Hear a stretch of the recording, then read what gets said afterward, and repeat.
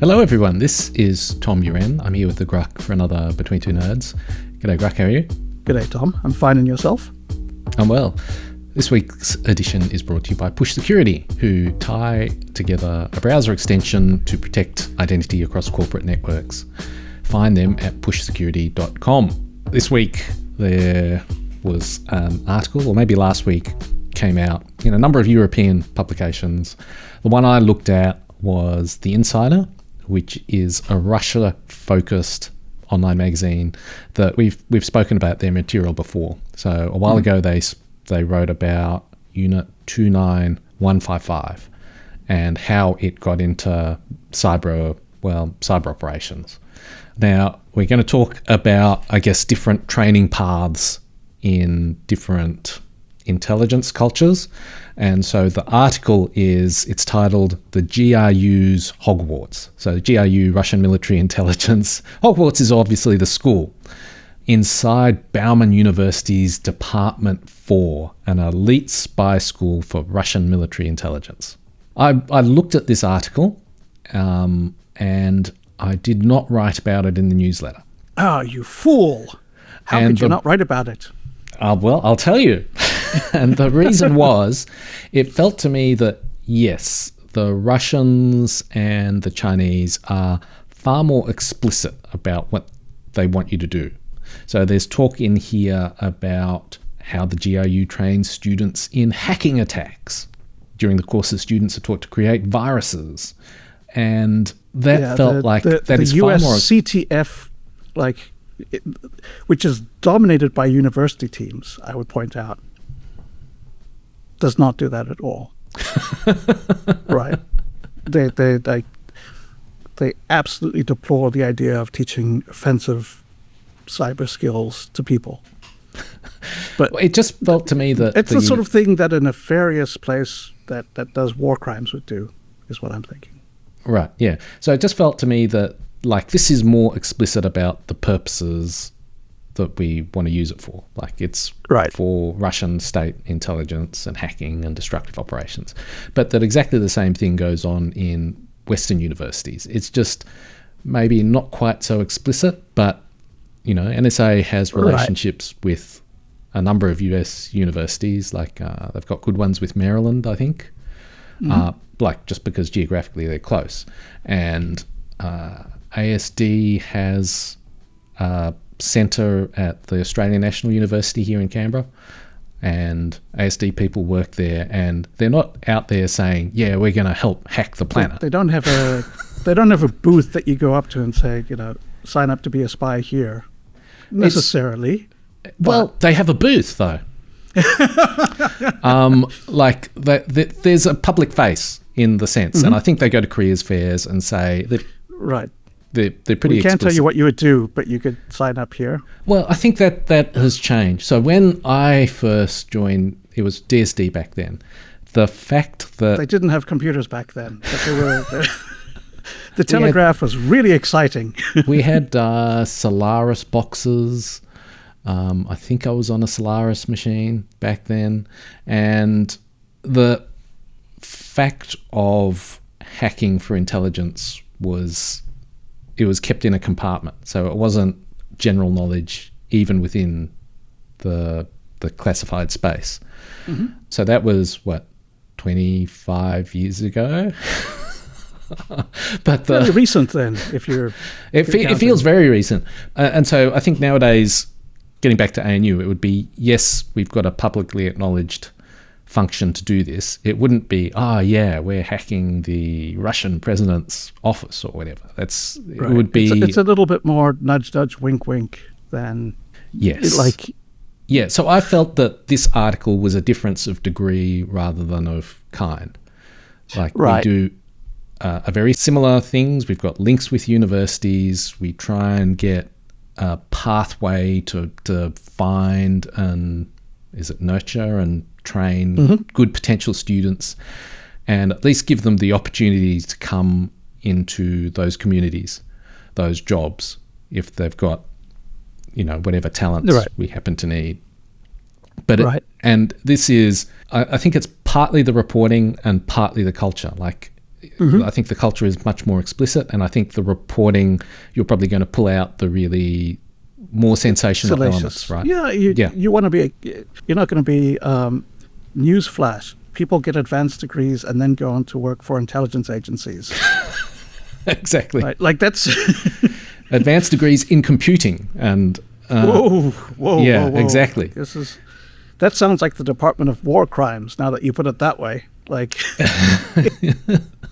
so that in fact was one of the headlines from, I think it was Der Spiegel, right?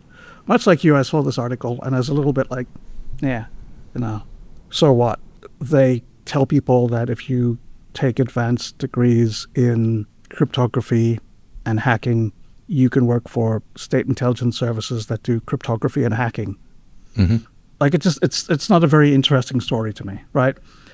Then Vladimir Uren, a Ukrainian hacker, wrote a Substack post about this where he basically positioned it as, these are great articles, well written, well researched, etc., but the framing is counterproductive. Look at this evil thing that the heinous enemy is doing, is a bad position to take, because everyone should be doing that. Right. This is not an optional thing that only the bad guys do.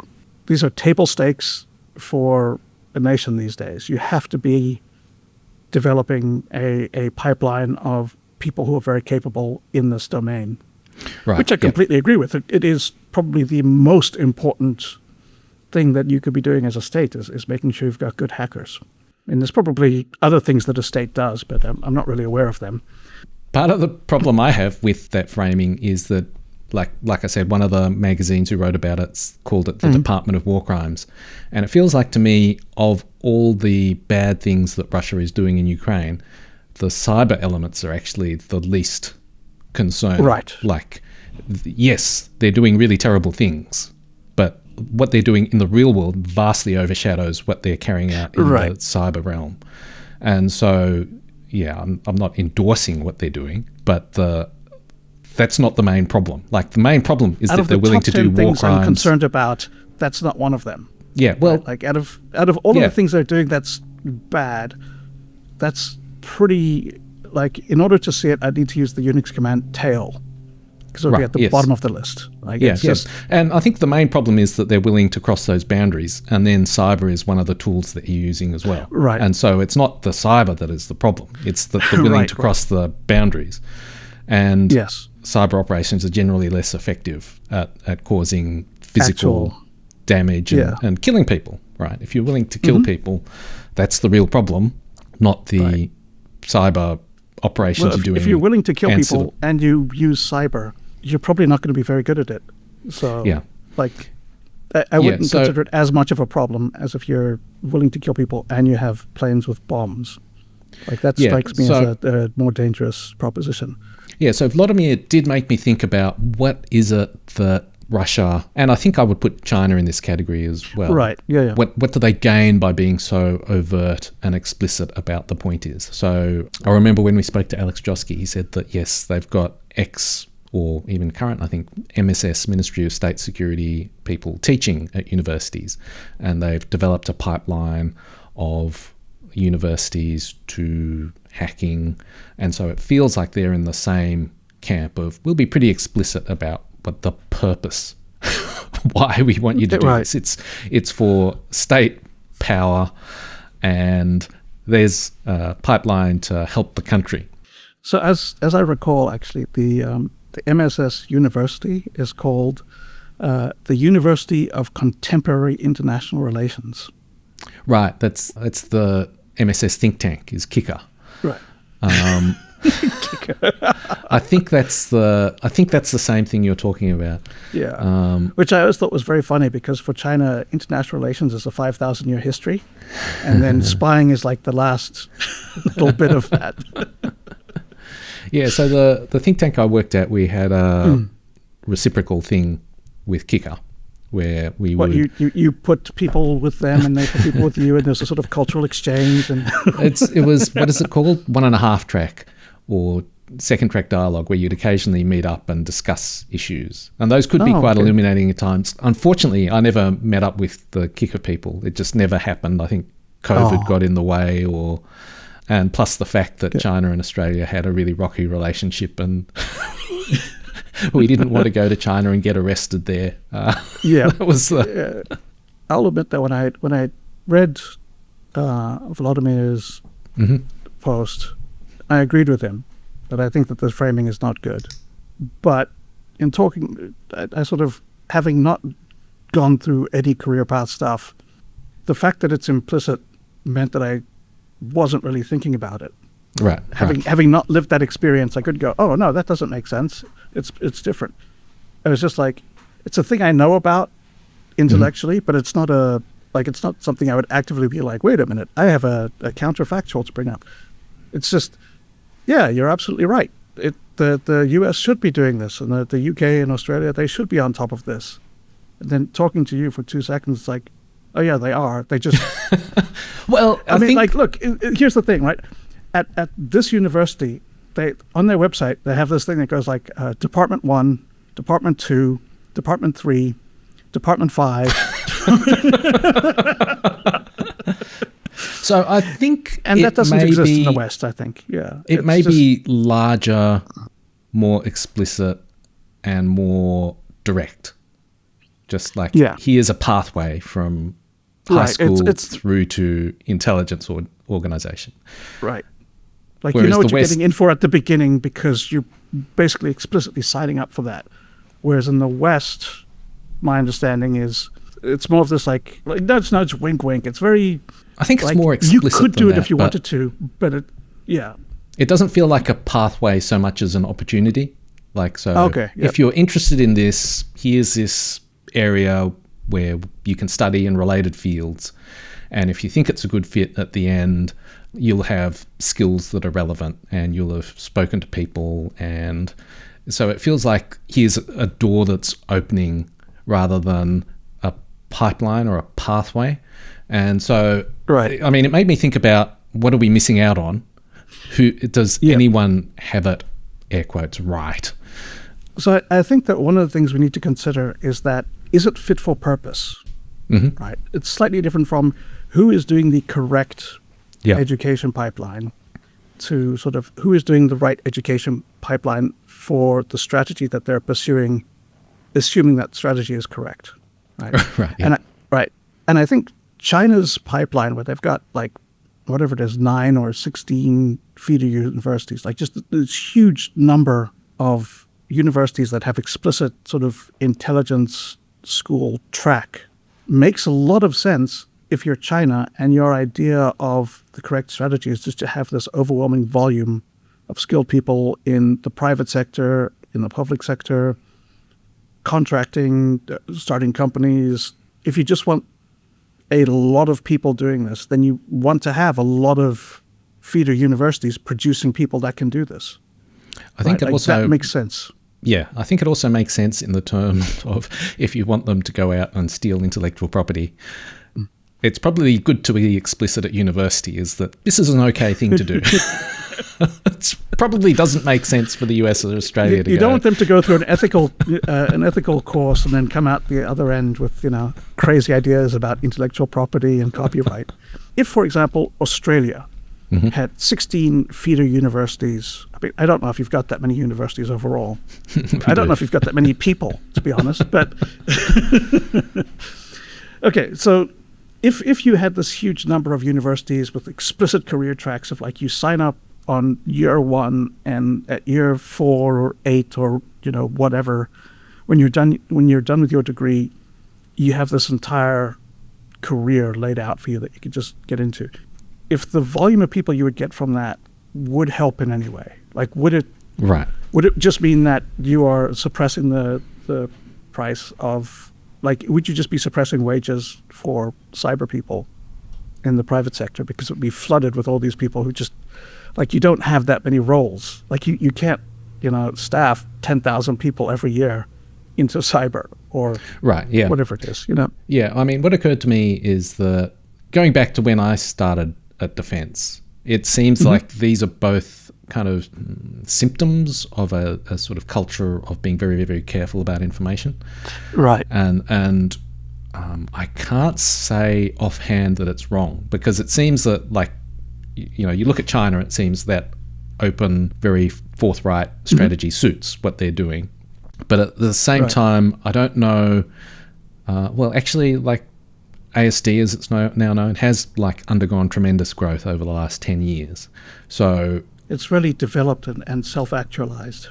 Just in, going to just therapy. In terms, like, you don't actually hear a whole lot more about it. But I know that the number of people there is 2 or 3 times when I was there. So like 10, 20 people now? Like, and so there, I guess hiring people has always been a difficulty, but not necessarily because they weren't there, but because there was a lot of competition from the private sector. And so, maybe suppressing wages by having more people would be... There is actually a very good reason. Yeah, so like my understanding is that people who do the public sector thing, I'm not going to say it's a cult, but it does have the sort of, like, you need to buy into the idea that mission and that is more important. That was the word I was going to use, mission.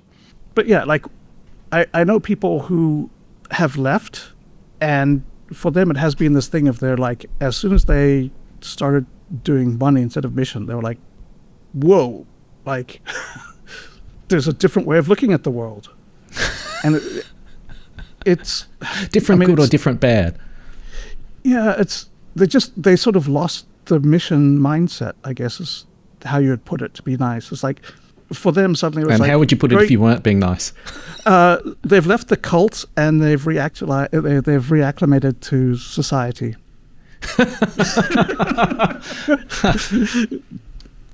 I mean, it's the same thing with the military, right? Like, the military has an indoctrination phase where you join the cult of the military, where you have to... Cult has got the wrong negative connotation here. Mm-hmm. I mean... It's a common system of belief. Right. And it would be the same things like, look, but people who join the IRA to become terrorists, they join a cult in the same way. It's that they have what J.B. Bell called the Dragon World, which is a terrible name, but basically it's where this belief system that you have becomes the lens through which you interpret everything in the world. Mm-hmm. And so, because as a terrorist, your belief system is, we will have a united Ireland, or we will have a Basque homeland, or whatever. Everything that happens has to be filtered through that lens. And I've seen an interview with that guy who had left and now sort of tries to get people out. And he was saying that for him, like, there's sort of like these little things that like built up and built up and built up, and then one day there's literally like a pop, and it fell away. Like, there's a before and an after, and it was a physical sensation when he was like, this is different. Like, what was it? I was crazy. What was I thinking back then? That makes no sense. And there was this distinct before and after where his just worldview had changed. So this was someone who was in a terrorist organization? Yeah, like they were not working for the government. So I think this is very interesting in that up until the point where you said that someone could renounce, understand that they were in a cult, I would have said that what you were saying applies to any organization which has a mission-driven value set. Yes, and so I think I think it applies to a huge number of things. And cult it's an unfortunate term in having all these negative connotations, but it does capture the sense of, like, once you buy into something, that becomes the way that you view all interactions. It's the lens through which you interpret. Yeah. So I would agree. I wouldn't have used the word cult, but, like, in that framing, I think that's true, that many of the people in intelligence organizations are driven by the sort of values that they think that they're representing. And so, if you're in ASD, it's because you think you're doing a good thing for the country, and the country is worth maybe not fighting for, but working for. And I think the value in being more explicit is that you can attract people by being much more direct about what you're actually achieving. And so they try and do that by couching things in hypotheticals or theoreticals, like, you'll contribute to the country somehow in this vaguely fuzzy, not particularly explicit way. Whereas I guess in Department 4, they can say, you'll contribute to the country by hacking Ukrainians or whatever. by leaving mean comments underneath people's Instagram posts as part of an influence operation. Well, so that was the other interesting thing about Department 4 is that they've actually got explicit propaganda Department 4 seminar overview. For advanced students, the group seminar, developing a propaganda campaign is mandatory. The task description for the practical exercise, create a social video for any topic using manipulation, pressure, and hidden propaganda to promote or refute hot topic. The title of another lecture is Propaganda, Agitation, Manipulation, and Persuasion. So I thought that was like a pretty significant difference between what you would get at a Western university in these kinds of fields. Right. Yeah. So I think it's because it reflects the Russian doctrine of information confrontation.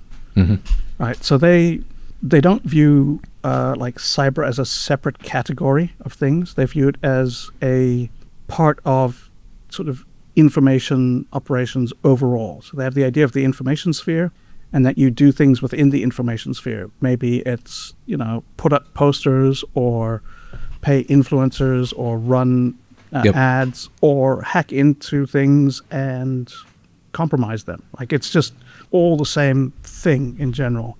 And so when they're doing operations, in theory, should sort of be thinking about the psychological angle as well.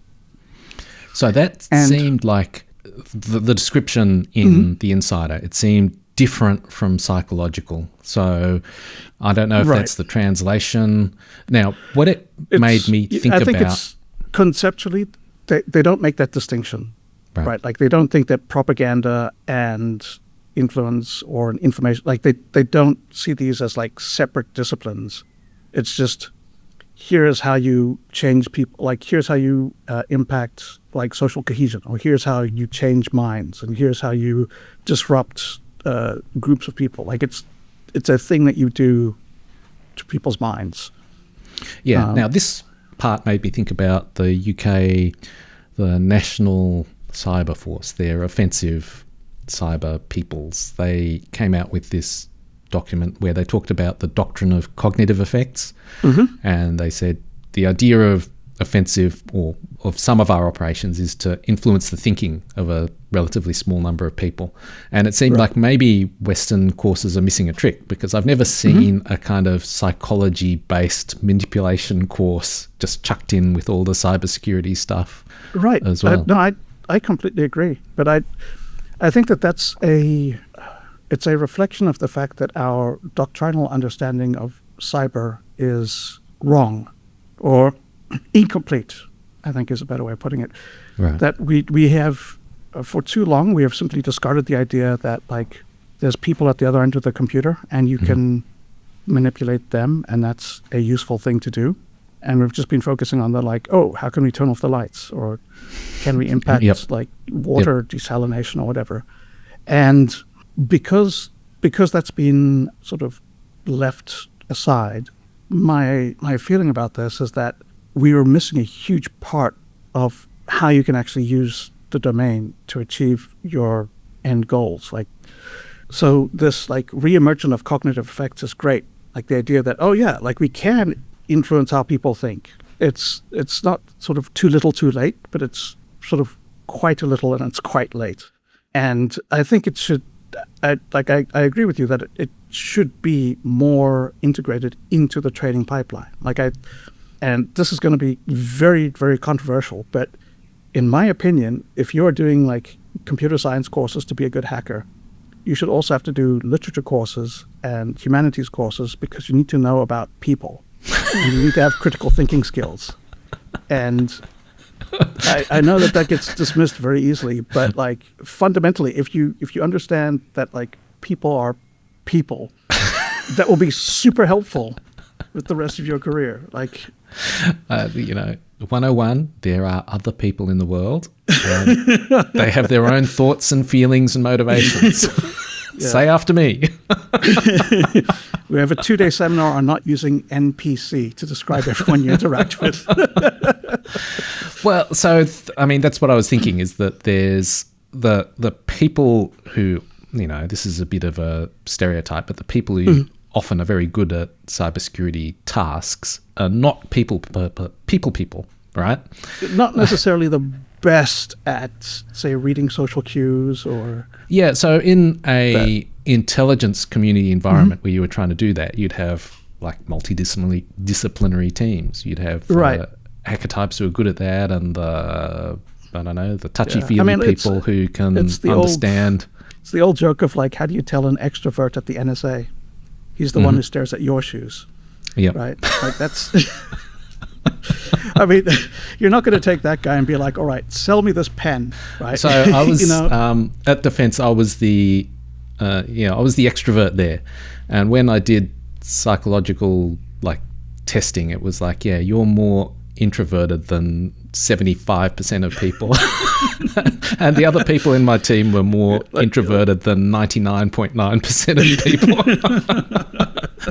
See, so one of the things, just sort of riffing off that, one of the things I've noticed is that even though there is this doctrine, this Russian doctrine of like information technical, information psychological, this spectrum of this continuous domain of conflict and all that, they don't seem to be doing that in Ukraine. Like that doesn't seem to be a big part of their operations, if at all. And well, okay, look, they have influence operations, but they don't have this sort of like integrated multi-spectrum cyber influence, all the stuff together. And I have a theory for this, right? Mm-hmm. If you were going to design an influence operation, would you go to your hacking team and say, all right, guys, how do we change how other people think? Well, right? Almost all of the things I've read, it doesn't seem like they construct multidisciplinary teams. They take units, and the units do things. Whereas, it seems to me that the better way to do things is say, we've got this purpose, and we need these different skills, and we're going to bring them together, and you're going to go do that job. And that could involve like the psychology type people. A used car salesman from CIA or whomever. Yeah, exactly. And that's how I expect it would get done in the US intelligence community. Right. That seems the Western approach to a degree. Yeah, and like we don't see those operations usually because they're so small and tailored at individual people, and they don't end up in the newspaper. Right. So this is strategic culture, I think, in that in Russia. So I don't know the Chinese approach at all. I have no idea. But in Russia, there's very much this sort of feudal idea of how things work. Like you, as the head of a department, you're basically a lord, and you have your vassals beneath you. And so the idea of like sharing your people with someone else's people to go and do some third person's job where they get all the credit is just alien in a way that like it's so foreign it doesn't really make sense. Like, why don't you lend me your right hand for a while and I'll give it back to you when I'm done? Like, it's just like it doesn't compute. But yeah, there is this sort of feudal structure of like when you're in charge of things, you want to like very much stay there, and you have your like group of people that reports to you, and you do your stuff. Like you come up with your missions, and well, probably not exactly like that, but you're very much autonomous within your unit like that. And so having a system of like putting people together based on skills for particular missions and then disbanding goes against how it's actually structured, right? Like there's this informal, implicit structure of how it works. And that system just, it's so alien. I don't think you could, like, you need to restructure too much. Right. So it seems like the Russians have the kind of overarching framework right, but the execution wrong. Whereas Western agencies have the execution right, but the overarching framework wrong when it comes to... So you win some, you lose some. Thanks a lot, Tom. Thanks, Grugq.